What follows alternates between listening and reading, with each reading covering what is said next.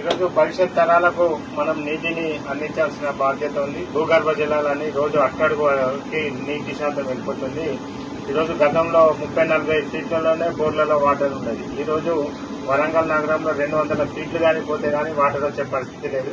కాబట్టి భవిష్యత్ మన పిల్లలకు మనము నీటిని సేవ్ చేసి భూగర్భ వనరులు ఇవ్వాల్సిన అవసరం ఉంది. దానిలో భాగంగా మేము ఇనిషియేట్గా నేను మా పిల్లలు ఏసీ యొక్క కంప్రెషర్లో ఏసీ నుండి వచ్చే వాటర్ని సేవ్ చేయడం కోసం ఈ విధంగా 2 ఇంచ్ పైప్ పెట్టేసి ఇక్కడ 4 ఇంచ్ పైప్లోకి వాటర్ అంతా తీసుకురావడం జరుగుతుంది.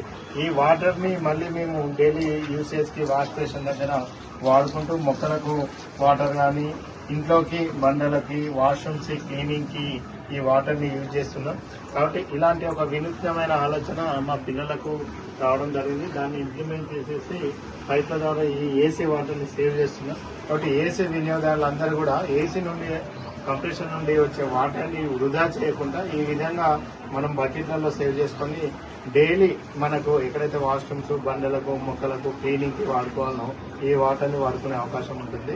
కాబట్టి దీన్ని ఒకసారి ఆలోచన చేయండి.